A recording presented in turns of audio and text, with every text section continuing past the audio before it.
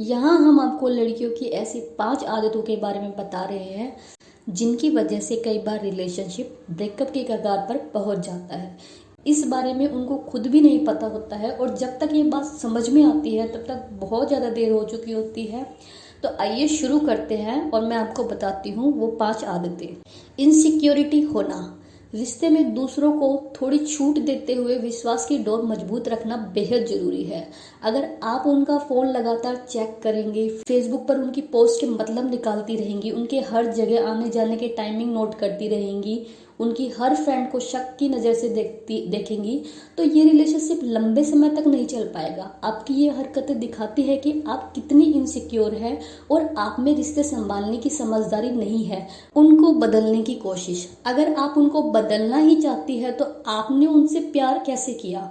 उनको बदलने की चाहत का मतलब है कि आप उनको अपनी सुविधा या पसंद के हिसाब से ढालना चाहती हैं और जान ले कि यह मर्दों को कतई बर्दाश्त नहीं होता है।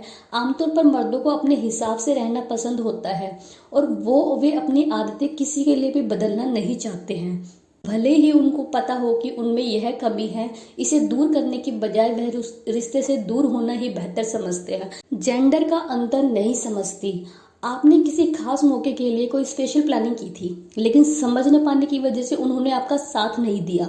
आपको उम्मीद थी कि आपके बनाए खाने पर उनकी ओर से कोई खास रिएक्शन आएगा, लेकिन ऐसा नहीं हुआ।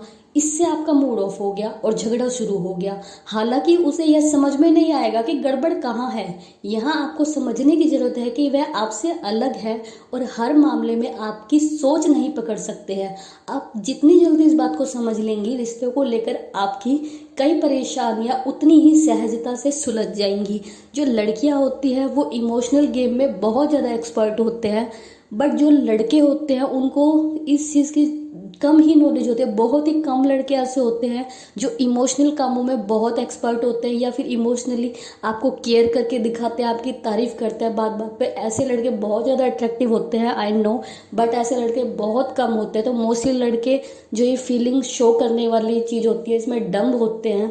तो अगर आपको ऐसा लगता है कि आपके पार्टनर बिल्कुल ही डम्ब है, उनको आता ही नहीं है शो करना, तो या तो आप थोड़ा उनके साथ जब रहोगे तो आपको ये लगेगा कि हाँ उनमें थोड़ा बदलाव आ रहा है, वो सीख रहे हैं। क्योंकि कई बार क्या होता है, जब कोई इंसान शुरू में किसी रिलेशनशिप में नहीं रहा होता और वो पहली बार किसी लड़की के साथ रिलेशनशिप में आता है तो उसे नहीं पता होता कि लड़की को क्या बोलना चाहिए क्या नहीं बोलना चाहिए। तो या तो आप उनके इस बिहेव के साथ एडजस्ट कर लो और वो टाइम के साथ ये चीज़ भी सीख लेंगे, क्योंकि इंसान का खुद भी मन करने लगता है अपने पार्टनर को अच्छा फील करवाने का। बट अगर आपको लग रहा है कि आपको नहीं जच रही है ये चीज़, तो आप टाइम रहते ही इस चीज़ से अलग हो जाइए। हमेशा मुंह फुलाए रहना, आप उनकी गलतियों को नज़रअंदाज नहीं कर पाती है और आप इसके लिए हमेशा ताना देती रहती है।